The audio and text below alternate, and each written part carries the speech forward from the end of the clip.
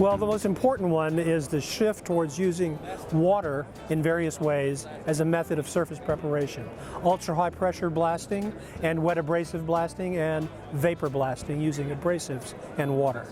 And HoldTight is used to remove contaminants, and it's used to prevent flash rust that's caused by water blasting.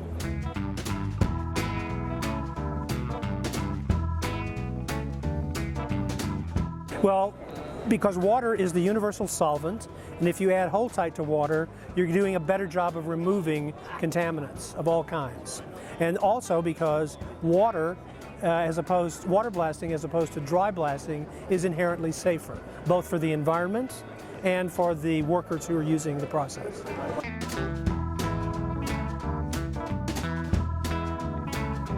Well, yes, the big one is that cleaning a surface better, more thoroughly, increases the likelihood that the paint will adhere better. Paint or any other coating will adhere better.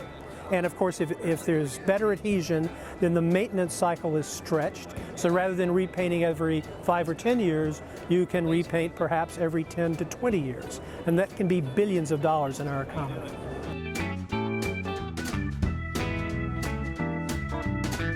Well, as this interest in water has developed, the manufacturers, and now there are 8 or 9 of them that I can think of off the top of my head, of these kinds of equipment, are getting better and better at designing and building their equipment. So they're more efficient, they're easier to maintain, they last longer. So the efficiencies are part of the process of competition that we're now seeing in the wet abrasive water blasting market.